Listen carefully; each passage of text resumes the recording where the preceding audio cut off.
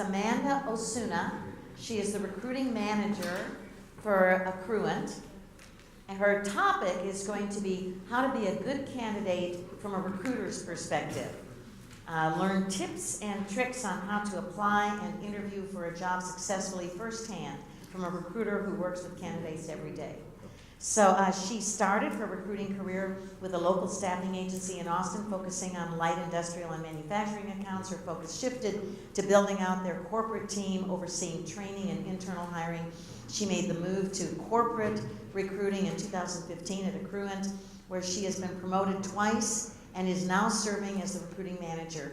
As the manager, she oversees the recruiting team, hiring for domestic and international roles. She also created an interview certification program for all members of the interview teams, which focuses on a behavioral-based interview style. She is passionate about working with candidates to find the right career path and loves seeing people grow in their roles. Let's give a warm welcome to Amanda Osuna.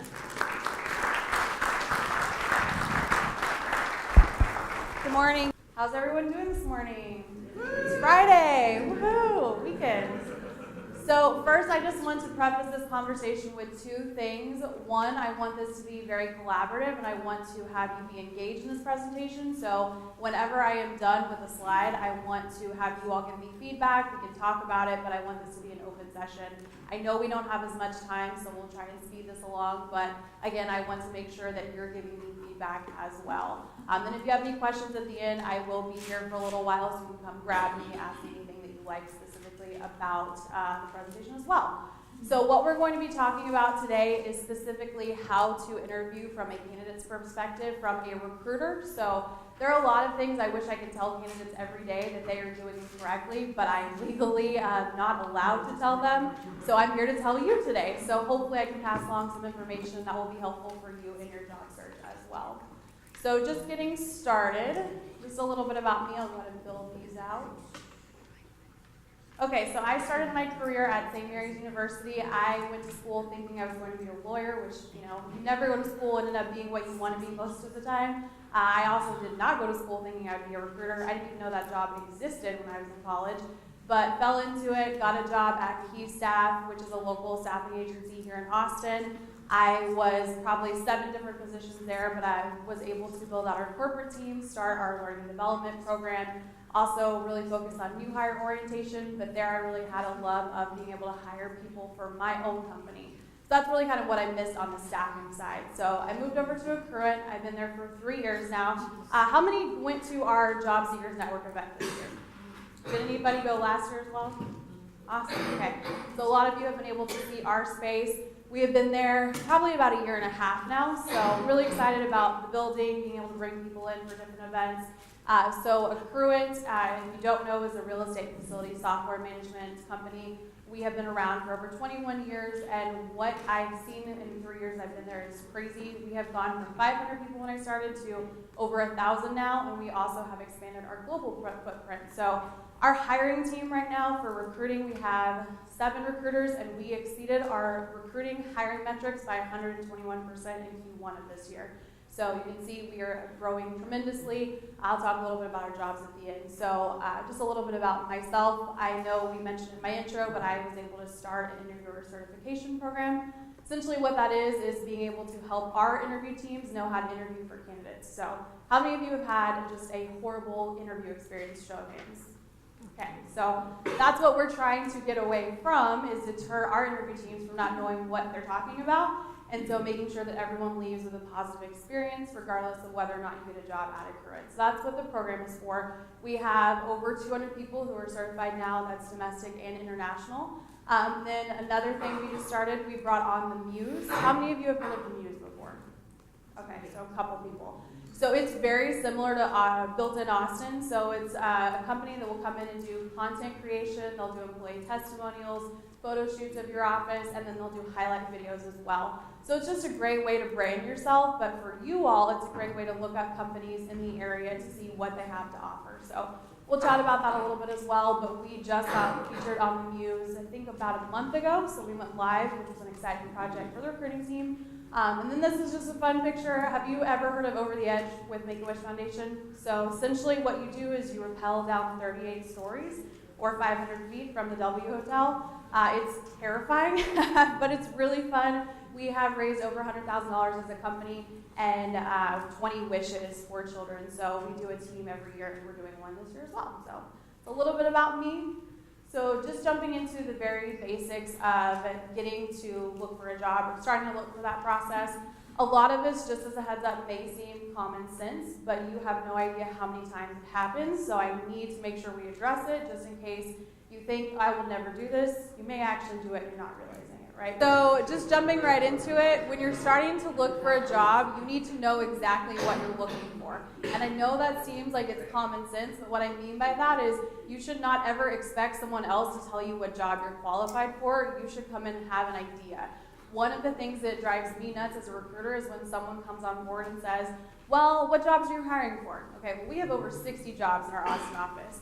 Well, tell me what you think I'd be a good fit for. I mean, you've got to narrow it down for me, right? So you've got to meet in the middle and say, what are you interested in? What skills do you have? Tell me a little bit about what you're looking for. If you say, well, I have a sales background, I'm in account management, I've also done project management, okay, that's great. However, what are you actually looking for that you're going to be happy in every single day? Because I can't tell you that. That happens probably, I'd say, once a week as someone comes in and says, I just don't know what I'm looking for. Well, here are a list of jobs. At least help me narrow it down when you're searching for a role. Okay? And then next.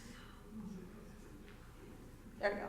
Update your resume. This is really common sense, but again, a lot of people don't do this, and what they won't do is they won't update their LinkedIn if they do update their resume. So they both need to match. Make sure you're updating both as well, and then updating your cover letter. How many of you use a cover letter? Just show of hands. Okay, so a good chunk of you. Cover letters, you'll hear a lot are optional. Some people like them, some people don't. Some recruiters read them, some don't. I would say always just put it on there if you have any questions about it, because it's better to have it than to not. And then this is a big one, you should Google yourself. So everyone talks about cleaning up your social media, which you absolutely should. And as employers, we should not be looking at your Facebook because frankly, I just don't have time to look at everyone's Facebook and their LinkedIn and their resume, but some people will Google you. So make sure you Google yourself to see what is actually out there. When I Google image myself, what shows up? When I just Google myself, what else can I find about me that I may not even know exists on the web, right? So make sure you're doing that, and then of course cleaning up your social media. People think of this as more of like the millennial generation, but also people are very, political on Facebook, and a lot of people's Facebook is not private. So if you're very, very political, just keep that in mind of, do you want your employer to necessarily see that? And whether or not people want to admit it, they are going to be unconsciously biased. So let's say if I voted for someone, ex-candidate, and then I'm an employer, I go look on your Facebook and I see that you are very against that candidate, then I may say, well, I don't want to hire them. Can I work with someone that voted for someone else that I didn't like? So again, just make sure you eliminate that as much as possible. Okay, and then we've talked about this a lot. I know Kathy has harped on this. Make sure you have a LinkedIn profile. I'm assuming if you're here, all of you do, but make sure you're updating it as well. So there's an option, which I'm sure Kathy has talked about, where you can click to say that you're interested in career opportunities. Make sure that you have that on your profile because recruiters can see that in the LinkedIn recruiter account. And then also just make sure you're updating that with any new things that are happening. So people who are currently in jobs are really bad about not updating the things that are happening with their current role. Just make sure that is something you're doing regularly. So any questions on this slide? This one's pretty basic. Yes? I hear over and over, make sure your LinkedIn and your resume match. Yes. To what degree do they have to match? Word for word? Yeah, I mean, honestly, what I do is I just copy and paste my resume onto my LinkedIn profile. So I make sure they match completely. I know a lot of people like to use different resumes for different roles. I would say that's where your cover letter comes into play. So I would make sure your resume and LinkedIn match because you'll have employers that say, well, why does this look different than your resume, right? So I would say if you have any things that you want to highlight specifically that are more pertinent or relevant to that job, put that in your cover letter. Anyone else? All right. One Yes. question. On LinkedIn itself, I have seen LinkedIn profiles with detailed resume like the details under each job, and I have seen profiles with just one-liner under each job. And there might be reasons why people put it very briefly, but what's the right thing to do? I would say put as much detail as you can, just like your resume. So if you have just project manager at XYZ company, that's not going to tell me anything about what you've done, right? I want to see more detail. So I would say mimic your resume or mirror your resume as much as possible and just put the same amount that you would on your LinkedIn profile on both. Yeah. Thank you. Any other questions? All right. And then other thing I wanted to make sure I preface, I am a recruiter at Accruent, and we do not recruit the same way other companies do. So just keep in mind if you have a very specific question about a company, I probably can't answer it for you, but I will try my best. So just FYI. Okay. So this is also just screenshots of my LinkedIn profile and things I wanted to highlight, which Kathy has probably talked to you about. So like you just asked, make sure you're putting as much detail as possible on your jobs. Also building out your job. So if you're at a company where you've had multiple roles, make sure you're putting each of those so you can tell that you're actually getting promoted versus it looking like you're just having one position in particular. And then also on here, this is kind of blurry, but this is the recommendations. How many of you have any recommendations on your LinkedIn? Okay, so a good chunk of you. So that's just a good way to sell yourself. I always look at that when I see candidates because I think, okay, well, if I call their referrals, they're going to give me 2 or 3 good ones, right? But this is just a free way to already have this on your page.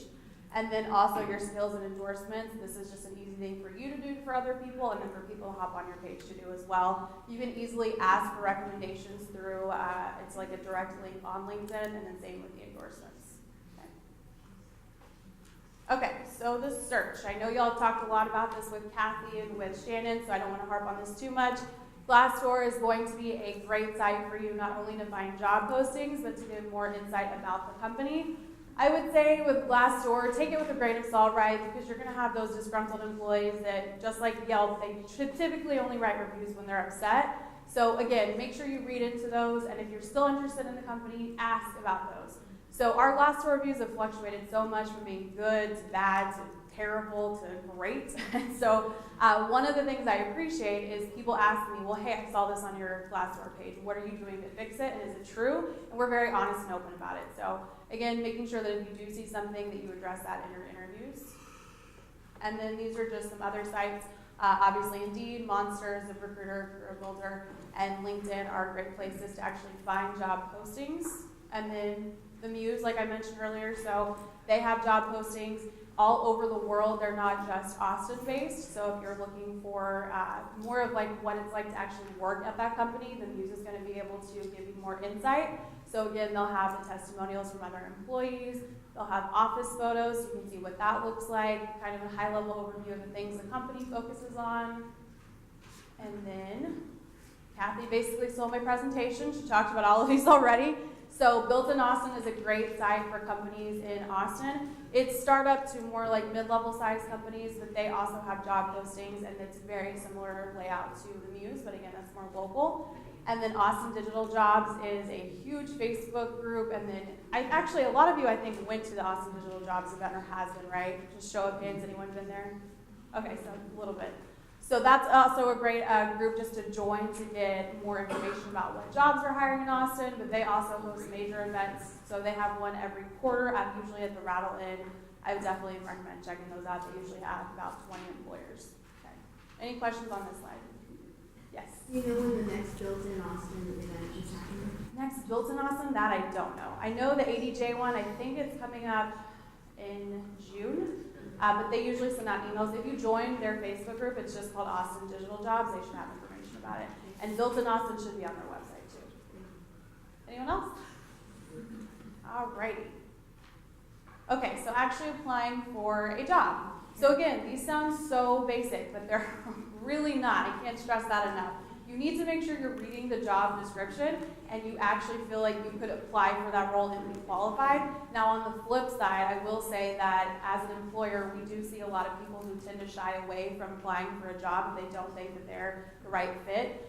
Wording is really important as well. So this is my diversity stance, but for women, 100% of women will not apply to a job if they feel like they don't meet the exact qualifications, whereas for men, it's 40%. So just think about that from a female perspective of, yes, you may not meet every single job criteria in the bullet, but chances are that could be an old job description they just recycled and put on their website from something previous, or it may be that they are willing to make exceptions on some of those bullet points as well. So don't necessarily let that hinder you, but also make sure it is something you can see yourself doing every day. I think, especially when I was leaving my last job, I was just so ready to get out of there that I was like, this meets kind of what I'm looking for, I'll just apply anyway. That's not what you want to do because you're going to be there for a very long time, hopefully, so make sure you're really taking the time to read over that information.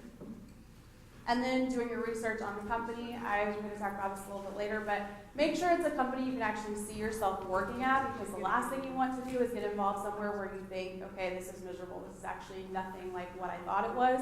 So read the Glassdoor reviews, get on their LinkedIn page, see if they have social media, whether that's Instagram, Twitter, Facebook. Do as much of your research as possible. Yes?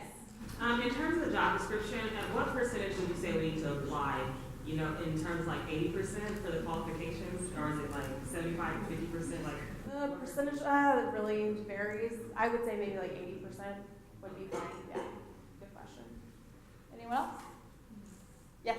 In cover letter, if you do apply for a job and you feel like there are not some qualifications you don't quite have that you could learn in, I think it's useful to put that information in the cover letter to say I don't see some information, but Yeah, I would definitely say that wouldn't hurt at all. So I would go ahead and apply and just explain why you think you still might be a good fit, unless it's like this is absolutely required for the role, right? So it's a little bit different. But I would say it never hurts you to apply. It hurts you if you don't apply. It's more work on the recruiter because they have more resumes to go through. But hey, as a candidate, you're putting yourself out there and seeing if something will bite, right? So I never would hinder someone from just applying for a role.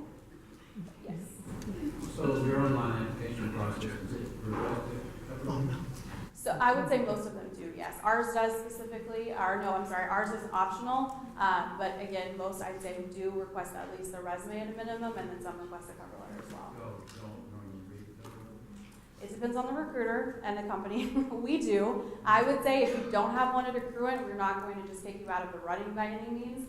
But it is nice to see that, especially on the cover letter, if you actually have the name of the company. Sometimes if it's on my name, I think, wow, they actually took the time to see who the recruiter was for this role too, right? And then if it has the job.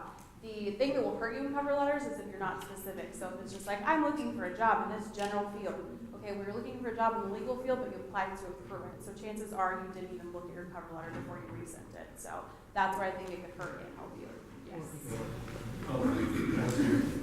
You said it's impressive when you actually have the name of the recruiter, but a lot of companies work really hard to keep their hiring managers and recruiters opaque.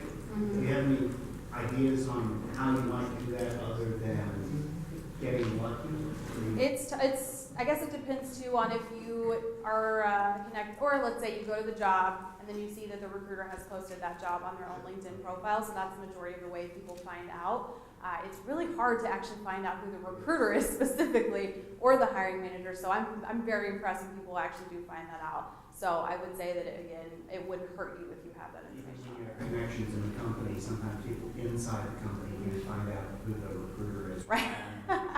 It's true. It's definitely true. So exactly.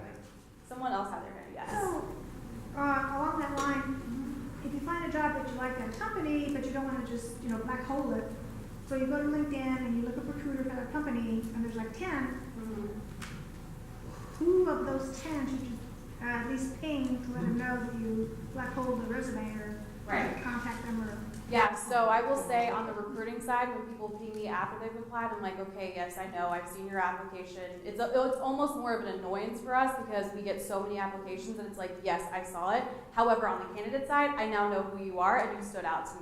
So now when you ping me, I'm going to go look up your application and make sure I actually look at it because you caught my attention. So there's a flip side to that. So I'm trying to give you the both sides of the coin and play devil's advocate here.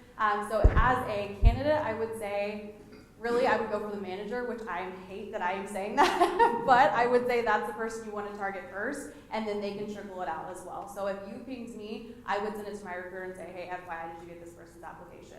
If you're going to pick from those 10, if you want to be really annoying, you can ping all 10 of them. It just depends on what your preference is. So, yeah. Yes?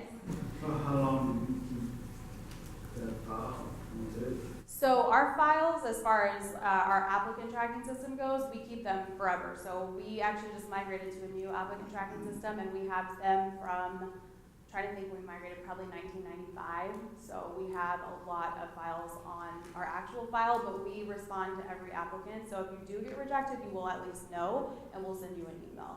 But let's say if you apply for, I don't know, project manager, and then 2 years later you apply for a different project manager role, your application will still be on file. It's just up to you to reapply and update your resume. Does that answer your question? Okay. Okay, any other questions? Do you use external recruiters? Sometimes, so that depends on the company and our workload. I would say last year, we filled 175 positions last year, which was a 28% increase from the year before, and we were just slammed. So we had external recruiters for some of our engineering roles. We have now switched, we only use international recruiters vendors for our international roles. So every company is a little bit different on how they do that. What's your policy on if an external recruiter has presented somebody, but you also maybe find that at some point they applied for something on the website, or maybe they got confused, somebody told them to apply on the website and they went through a recruiter? I've been through situations where people say if you go through 2 channels without understanding the process, they will knock you out completely. It's Interesting, okay. So at Accruent, we would never do that to the candidate. We would have to have that conversation with the vendor of, well, did we engage you first or did they engage you first? Because if they did, then we have to pay a fee, which is fine, but we just need to make sure we're following proper protocol. As the candidate, we wouldn't knock you for that unless you were trying to get around the system some way, but people rarely do that, right? So that's not necessarily a candidate issue, that's a vendor issue, right? So, People get confused. yes, they do. Understandably so, especially when you're working with a vendor, they may not tell you the name of the company until after you've been submitted, and then you had no idea that it was the same role you already applied for, so. Okay, and then making sure it's a good fit, so I already mentioned this. This is so important to make sure you're applying for a role that you really want, that you think is going to be a good fit for both you and the company. The interview process is all about making sure it's a mutual selection, so you're not just applying for any old role that comes along, but you want to make sure you can see yourself there long-term as well. Okay, oh, were you taking a picture of that? Sorry. Any questions before I move on? Yes? I had one question. If a person has a marketing plan, would you give more weight to that than a resume? I would say both. I would resume first and then following that would be ideal.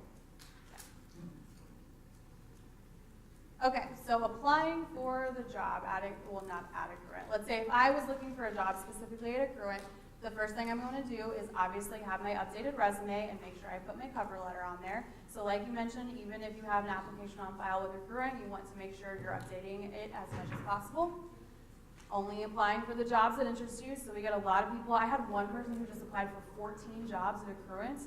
You cannot possibly tell me that you're qualified for 14 jobs. You're just at that point mass applying and not even looking, right? So people notice that as well. Make sure it's only things that you're interested in. And then remembering what job you applied for. This is absolutely my #1 pet peeve when I'm on the phone with someone. They're like, what job is this again? I can't remember. Can you send me the job description? Really? Come on. Okay, I'm gonna play devil's advocate with you, because there are some employers that will wait 6 to 8 months before they even will remotely call you. True, but hopefully they have scheduled a phone screen and at least given you their contact In information. most cases that I have found for these government jobs, no way. They will not phone screen you first, they'll just call you up and say, you applied for this job 8 months ago. Do you remember? And most people are like, wait, what, no? Well, that is terrible practice. Hopefully that doesn't happen too often. It was terrible, I mean, but that's government, the wheels of government move very slow. Right. Yeah, like I applied for 15 positions in teaching all over the country, and sometimes, like as a recruiter, you take into account the stress and everything going on in someone's life. Yeah. It does affect their memory. So that's fine, but if I've already contacted you at this point, I've set up a phone screen, I've emailed you, you know my name, you know the company and the role. Like you get annoyed a lot. Like you say, yeah, I know that, but like compassion for people being really stressed out. I use my memory. Let's be honest. Yeah. My memory gets shot when I'm super stressed. So to be annoyed with someone because they can't recall something. Well, so we schedule phone screens at least a day in advance. I mean, probably more than that. It took 9 months to get a phone interview, and I didn't remember. And to get a phone interview for a teaching position was 9 months. Yeah, so I moved on.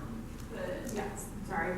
Well, what I do to keep everything straight is I make a separate directory for each company that I apply to. I put in the job description and the resume that I sent, because I tweaked it a little bit.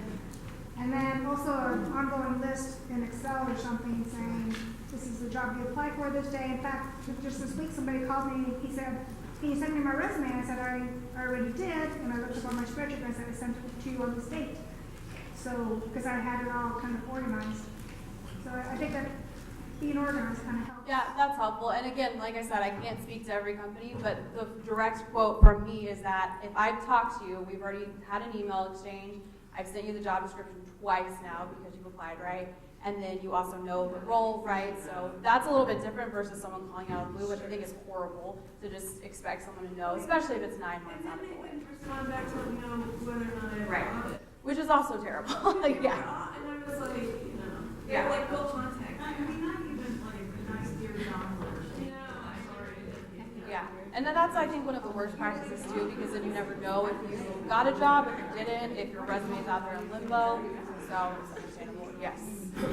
You'll know good recruiters, the ones who are organized, on the fact that they make it really easy for you to keep track of that stuff. I actually was at a company for 3.5 years, on and off for 6.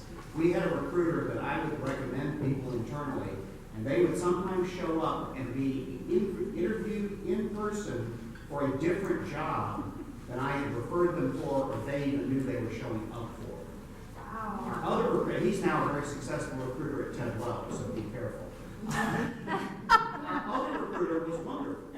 And personally, I use a CRM tool to keep track of my jobs, my companies, my contacts, all that sort of thing. So if anybody's interested in using CRM for that, I can talk to you after the meeting. Yeah, no, I'm really organized. It's Yeah. just that sometimes life is really stressful, and you do forget, or you do make a mistake. Yeah, and That should be hopefully, like the death of your career. no, I'm just saying if you have already prepared and had that information right, but yeah, I agree, if they're calling you out of the blue, that is not a good practice. And probably honestly not a company you want to work for, because they're probably not working, right? Fact. Yeah.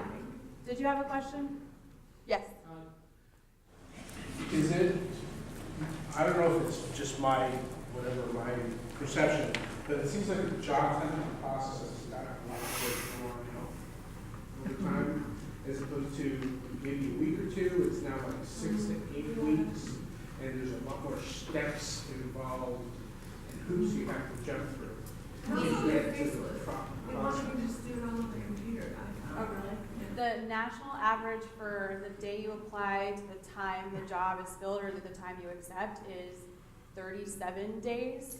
So that's just to give you an idea of what the national average is like. So it really varies on companies. Some are much quicker than others. Some have to go through a lot of hoops as far as like making sure budget is approved, making sure the offer is tied out with the hiring manager, having multiple phone screens. I know a company that does 16 on-site interviews in one day for a job, which I think is crazy. So again, every company kind of varies, but I would say you're looking at a longer process with some of the bigger companies, like I know Google takes typically 2 months at least, so it really just kind of varies.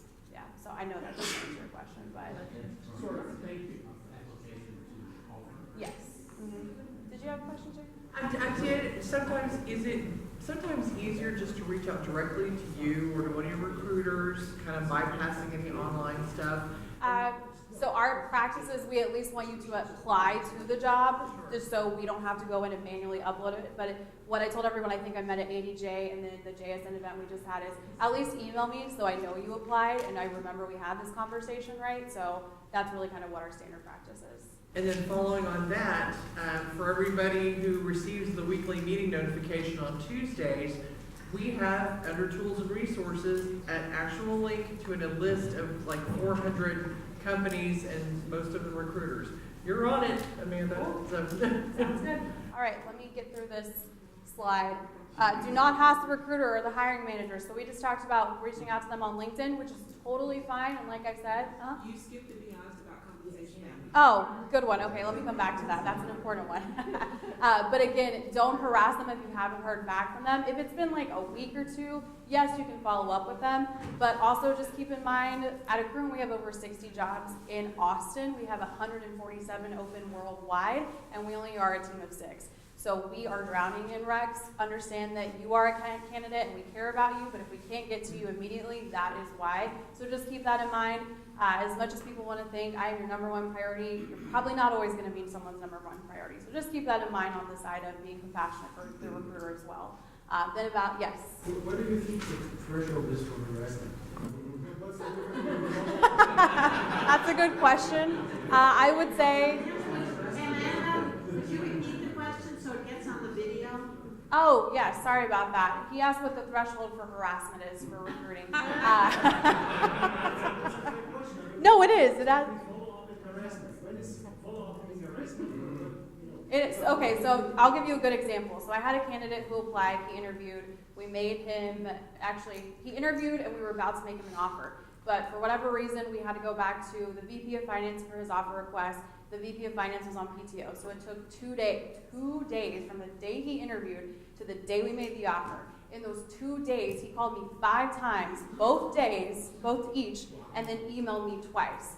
I told him, I swear I will follow up with you. But that's like a very extreme example, right? But again, understanding that we are going to get to you, it will take time. I would say, again, if you have talked to a recruiter and you haven't heard back in a week, I would follow up with them. What I wouldn't continually do is follow up with them every single day, right?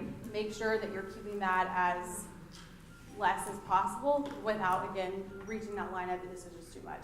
Emailing every day is a lot. I would say calling, emailing is a lot, maybe just one or the other instead of both. Does that help a little bit? You and not as potential new boss. That's true. That's very true. Lucky me. And then be honest about compensation. So this is a really important one. How many companies ask you this on the recruiter phone screen? Just raise your hand if you've been asked that. Okay. So how many of you have been asked that at the very end of the process? I'm sorry, about compensation. Yeah. So a little bit of kind of a variance, right? So again, I can't speak for every company, but we do it at the very beginning. The reason for that is if I'm hiring for a job at $70K, you want $100K, and I don't know that until we have taken you through the entire interview process, and now we're at the offer stage. What am I going to do, right? I cannot offer you a job, and I just wasted maybe 2 weeks of your time, the interviewer's time. That's a lot of time wasted for everybody, so we try and mitigate that as soon as possible. So again, I'm going to help you on the candidate side. So one of the things I hate when people do, but I love as a candidate, is when I say, what is the range you're looking for? And they come back and say, well, what's the range for the position? That is like the best advice I could ever give you as a candidate. You're going to have to negotiate a little bit and at some point give in and tell them what the range is. But as the candidate, you should come back and say, okay, well, tell me what the range is. So at least you have a good idea of what they're targeting, and then you can make sure you align as well. I would be honest about kind of what you're looking for, and you don't actually have to tell people what your current salary is. That is a new law put in by HR that you cannot ask someone what their current salary is unless it's on a employment verification check, which doesn't happen until after you've gotten the job. So if they say, well, what's your current salary? You do not have to answer that question. You can just say, well, this is what I'm targeting, and in order to make a move, this is what I'm looking to make. Yes? Only clarification about that, Amanda, is that certain states have now the law, like California, I believe. Massachusetts, but Right. in Texas, it's not that long yet. Texas did pass it. When? I think it was earlier this year, but it's effective in Texas. Okay. All right, I thought it was. And you're right, though. It may not be effective in every state, too. That's something to pay attention to if you're looking outside of Texas. Yes. What if you're they require you to fill out an application and it's requested on the application? It should not be. I'm, again, going to tell you this. As a candidate, I would just put zeros on it. That's what people do or used to do for us when we asked for it. So that's what I would recommend doing for lead too. Yeah. Yes. As far as what do you mean? When you get hired on. For compensation? When I say you get hired, is there 6 months before you come permanent? So specifically, the question was, is there a probation period until you go permanent? I would, accruant there's not, you're full-time automatically, but that depends on every job. It's a little bit different. I would say, especially in tech, most of them are full-time immediately. There's a lot of states and city jobs do that. Yeah, they vary, and that I can't answer, unfortunately. But I can tell you, at our company and most tech companies, it is full-time immediately. Yes? Yeah, talking about the compensation, a lot of times when you're filling out online, it'll ask you for expected compensation. And say you're looking for somebody at 70 and I put 80. Well, then just rule me out because I'm over the top. Yeah, so what we do is we email people. So what I won't do is if you're 100K over, I'm not gonna expect you to drop 100K. But if we're like 30, 40K, even at 40K, I will still email you and say, hey, just so you're aware, this position is at 70, you are looking for 100, can you tell me if you're willing to accept and talk? And then we would have that conversation, so it just kind of varies. Yes? This may be a naive question, but why don't companies post the pay scale like the government does? Probably for the same reason nobody posts their pay on their resume. Just because you don't want to rule yourself out, and we don't want to rule ourselves out either. That's the best answer I can give. Which is kind of silly sometimes. Indeed does post it on there, so like if our jobs are on Indeed, we are forced to post it, which is fine. It gives you a little bit better of an idea of what to expect. But also, if we may hire someone, let's say the role is forecasted at 100K. We find a really good candidate, but they don't meet all the qualifications. We decide, oh, well, we'll fill it, but they don't have all the years of experience, and we bring them on at 80K because they're not at that top level. They may have an issue with that because they say, well, the role was at 100K, why are you paying me 100K? When in reality, they don't have the experience, but we still want to bring them on anyway. So that's part of it. Does that answer your question? Sort of?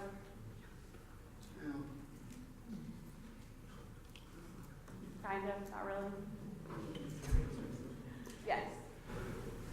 Speaking of compensation, how does your role as a recruiter affect what you present to the candidate as far as compensation? Like, do you get rewarded based on bringing people in under the range or the lower end of the range of salaries or higher end? Yeah. I do not know what other companies do. I can say the majority of recruiters I've ever worked with, at tech companies especially, do not get any kind of reward for that, and we don't either. So I don't get a reward if I offer you 10K less and you come in under budget. That's not anywhere in our realm or even something we talk about. What I do have to do as a recruiter is if I have a forecast amount, I have to stick under that amount, and that is from our CFO. So if he says this role is budgeted at 80K, I cannot then talk to you when you say, I want 90K, and then I bring you in for interviews. So that's something we're not allowed to do. That's it, but we don't get any kind of reward or anything like that. Okay. Mm-hmm. Yes? I don't know how to. If you have an application of certain job, if you have two different people and one's a higher, older person compared to a young person, and they clarify the application meets the criteria of the job. If y'all hire a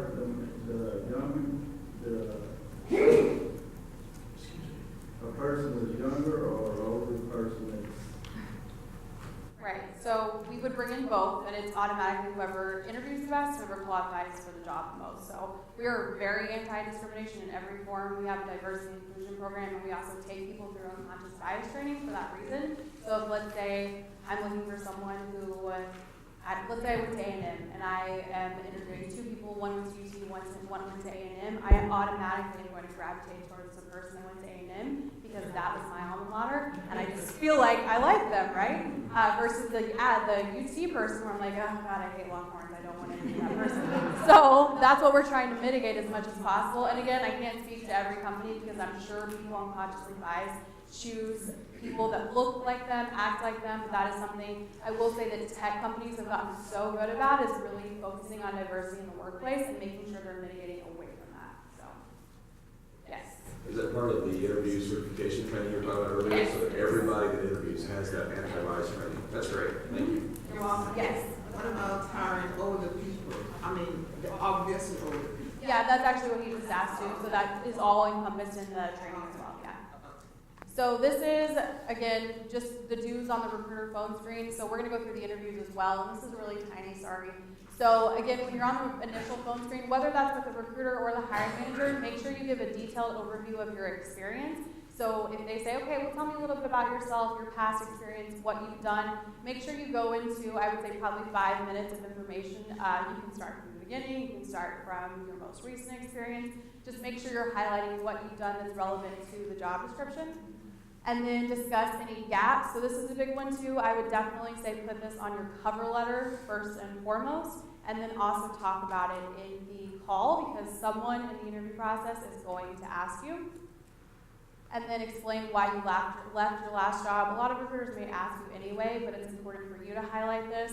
This is actually tying into something I was going to say under the don'ts, but if you're leaving your last company because you absolutely hate your boss or it's just a miserable place to work, do not ever say that. Come up with some reason to say why you're leaving your company that is not under that category, because that will knock you out of the running pretty quickly. And then specific examples of why you want to work for that company. So one of the things our VP of People and Talent has always said is if someone can't give us a good reason of why they want to work for us, then we don't want them to work for Accruent, right? So by the time you get on that phone screen, you should have a little bit better of an understanding of what the company is all about. I would say we're much more harder on this question in the interviews on site versus the phone screen, because like you mentioned, you've applied for like 10 jobs, right? You may not know that much about Accruent, but I expect you to have a baseline knowledge of what the company does and why you want to work for us. And this could take even 5 minutes of just hopping on the website, looking at it, reading over our jobs, and seeing what we do. Okay? And then ask thoughtful questions. This is a big one, so make sure that the questions you're asking are meaningful and that your recruiter is giving you good insight, because, again, this is just a back and forth exchange of you trying to find out as much information about the job as possible. And then be honest about what you're looking for. We've talked a lot about that, but again, making sure it's a job you actually want, and that if you get on the phone screen and you think, this is actually not a job I would do at all, and they say, okay, well, do you want to continue with the process? And you say yes. Are you being truthful to yourself? You're not. So better just to cut off the process when you realize it's not a good fit. And then research your interviewer. This is good for your recruiter phone screen and your interview teams, but it's nice on the recruiter phone screen when I get, oh, well, I saw that you've been at Accruent for 3 years and that you got promoted. Clearly you really like working there. What about it do you like so much? So it's just that extra step to show that you've done your research about the company and then about the recruiter as well. Yes? Do you find that creepy when people... Oh, no, but I will tell you a creepy story. So one of our recruiters is very into fitness competitions, and she posts about it all the time on her Facebook, obviously not her LinkedIn. So she was on a call with a candidate who said, hey, by the way, I saw that Accruent is like a super fit company, and I actually went on your Facebook and I saw that you're really fit, and your husband's really fit, and you do all these fitness competitions. So is that what everybody's like at Accruent? That's creepy, because he went on her Facebook. So if you're, anything on LinkedIn is a free game, but when you get into Facebook and Twitter and Instagram, that's creepy. Like, don't say I'm looking at you. Right. Exactly. A little much. Definitely too creepy. Okay, and so then here are our don'ts that you want to make sure you don't do on a call. So, like we talked about, don't forget what job you applied for. Speak poorly of your last company, so we already highlighted that as well. And then mention anything discriminatory about yourself. So a lot of people will do this to themselves, and then they feel like, oh, I didn't get the job because I said that I'm a female. That's not a good example. Let's say because I'm Hispanic, right? Well, if you threw that out there, that may be something that now you're setting yourself up for failure almost. One of the things we hear a lot, that I hear a lot, is age. A lot of mention around that too. I, again, am a huge advocate of hiring whoever is the best fit for the job, but if you're setting yourself up for that, you don't even want to go there. So I would avoid mentioning anything personal, whether that's about your kids, whether that's about your family, anything on that personal realm, just do not mention it at all. Come on, like, oh, I'm so old. You don't want to I get a lot of like, well, I started my career before you were even born because you sound really young. Stuff like that. I get that a lot. Do what? Yeah, right. That'd probably be bad. Question. Uh-huh. Do you have any recommendations on what to do if the recruiter doesn't actually understand the job? I mean, I don't get this too much. My son is a network analyst, and he gets recruiters that very clearly have specific questions they're allowed to ask because they don't have a clue what a network analyst does. I would say for that, ask him when he's on, tell him to ask them when he's on the phone screen who the hiring manager is, and then contact the hiring manager through LinkedIn so they can see his profile. So that way they can look at it. I would say like, hey, I had a call with a recruiter, X, Y, and Z. This is a job I'm interested in. I heard you're the hiring manager. Let me know if you're open to talking. So recruiter probably wouldn't love that, but if the person has no idea what they're talking about, then at least you have the hiring manager, right? So, yeah. As a follow-up on that, I'm sure your company has never done this, but I've been in the situation several times where the requirements don't match the job at all. And when I talk to the manager, he's interviewing you for one position. I think I'm interviewing for a different position. Is there any way you can get around this? some of that? HR gives me the requirements, it's like, great job, I talk about it. Yeah, as a candidate, I don't know that there's anything you can honestly do about that because that is really an internal issue and looking at the job description versus what they're actually looking for. And sometimes what we have an issue of is the hiring manager doesn't even look at the job description and is like, hey, I need to hire an associate network engineer, just post it. Well, that post was from the last hiring manager who used it a year ago, which is actually not relevant to that hiring manager. So that's a major internal issue, just making sure they're communicating. And then if you're interested in actually still working for that company in that role that they're talking about. Well, in my position, mine was, I'm interviewing for a position, and he's interviewing for my boss, manager for that position. I'm like, it takes about partway through the interview before you catch on to what he's talking about. So you interview very poorly. Right. And that's something to mention too, maybe after the interview of, hey, this is what I thought I was interviewing for, so if it seemed like I may have not been the best fit, this is why, because I thought I was interviewing to this role versus the second one, so, yes. You respond on those. If it's a company that you think you'd like to go to work for, target it as a company, get to know other HR people, maybe get to the director level, do some informational interviews, do that kind of thing, and you have to go in around those lower level recruiters. It's like going to job fairs where you've got folks that have been in HR for 3 weeks. Right. Job fair. Right, absolutely. Yes. I noticed, I mean, I even worked for someplace that did this. They were required to post a job even though they knew who they were going to hire internally. And they went and interviewed, and I was working for them. That's the thing. So how do you know? That's so It is, yeah, we have to. there, and I felt so bad for these people coming in and interviewing, and I knew who was going to get it already. Yeah, unfortunately, there's literally no way you would be able to tell, and sometimes people, even the recruiters, don't know when. I don't trust them, it is, especially when like, hey, we posted this and we got 80 applicants, and now we don't even need to post it because it's going to be hired internally. I know I interviewed for a position, I just kind of got there and realized they already know who they're hiring, which seemed like totally sucks. There's nothing that we can do about that, unfortunately. I know. Yes. In response to that, because I feel like that happened to me as well, and I had a phone interview, and I wish I had asked, are you considering internal candidates? Yes. That way I would have been. Yeah. So I have a slide, I think, too, after this, that's thoughtful questions to ask, and that's one of them, is ask where you are in the interview process and where they are with other candidates, and you can ask about internals as well.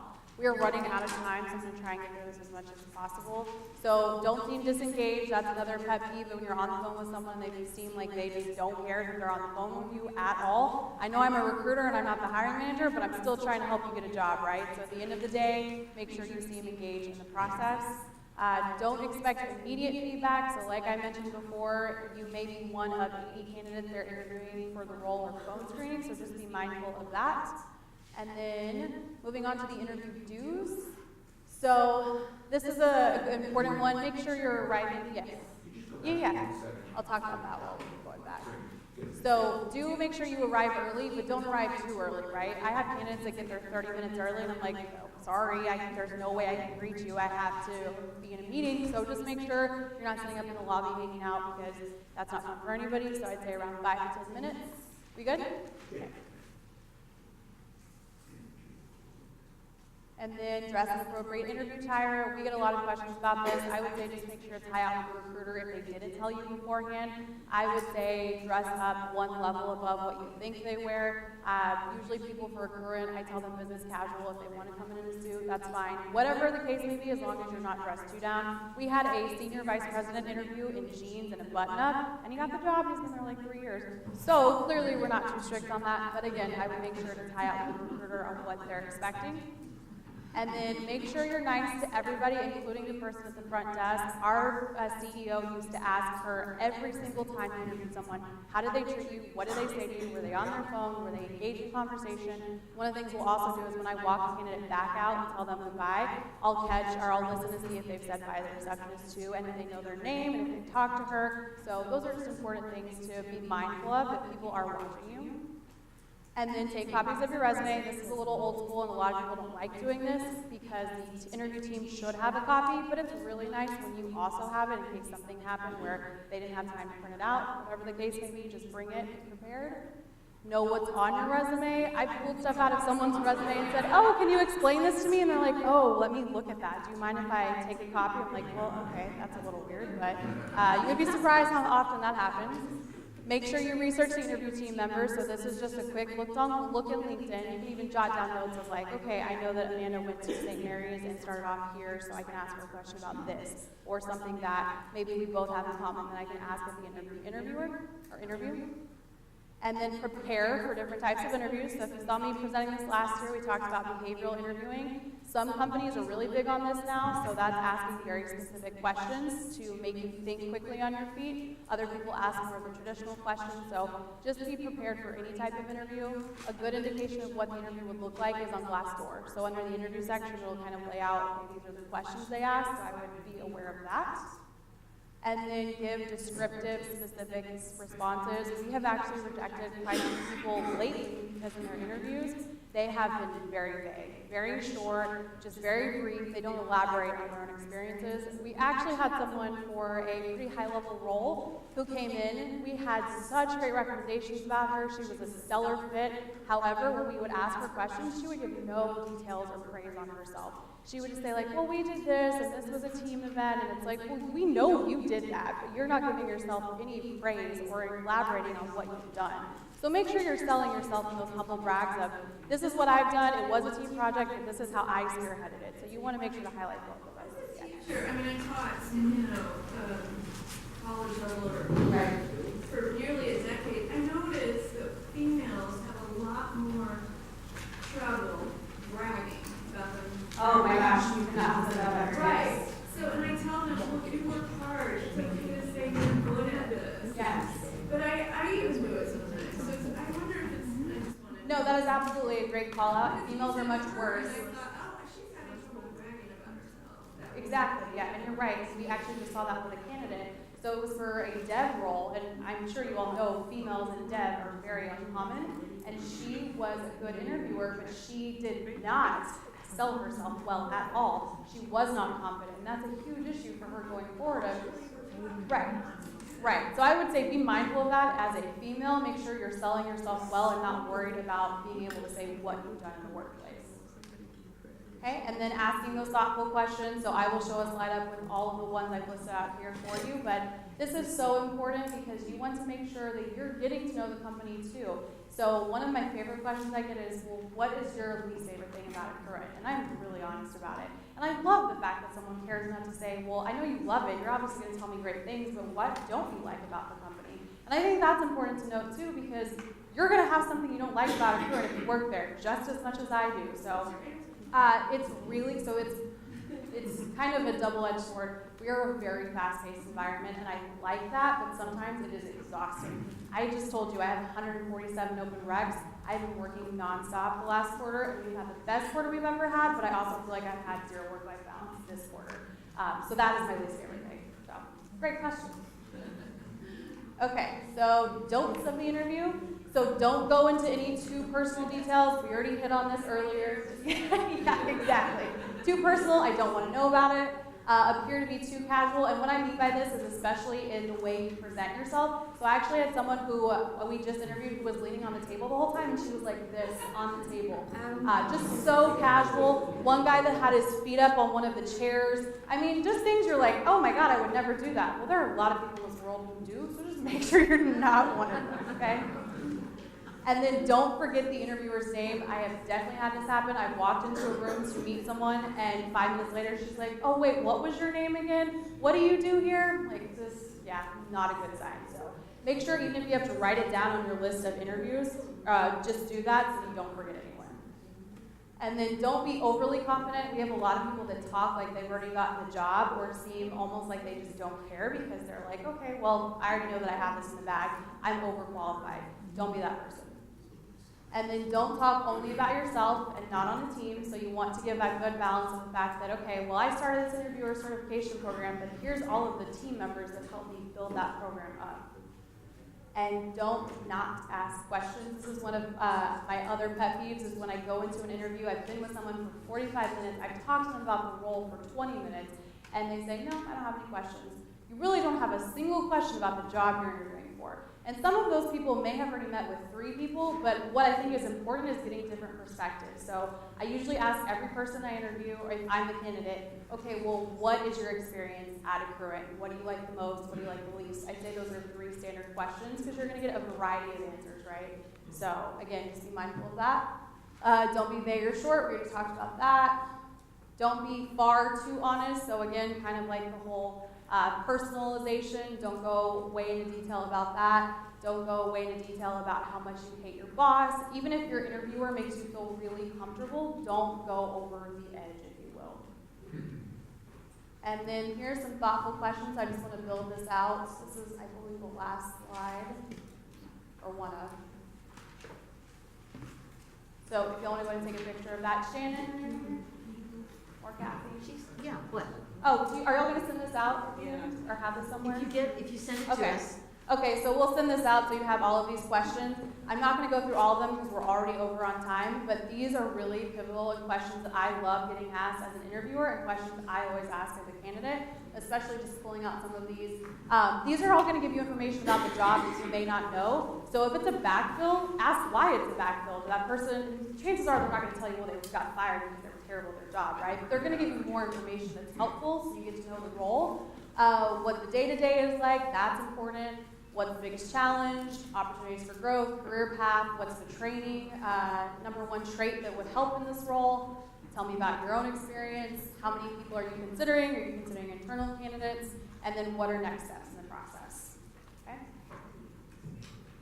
Okay, and then interview follow-up. Make sure you send an email thanking the team for their time. If you only have a recruiter's email, you can just send it to them and they'll forward it.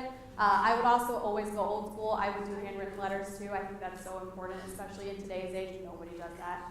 So it's just a nice touch. Ask for feedback if you get rejected, but don't expect them to give it to you. I will say this is one of the things I hate the most because I can't give feedback legally. Accruent does not allow us to because, anyway, it's a whole HR issue. But I try if I could, but we just can't. So don't expect it. But I would say ask for it and see if they will give it to you. And then follow up, thinking from the hiring manager. I think it's nice, even if you do get rejected, just to send the hiring manager a note saying, well, thanks so much for your time, thanks for meeting with me, I appreciate it, maybe next time when another role is available. So. Hey, Amanda, what is the allotted time? You said follow up if you haven't heard back in the allotted time.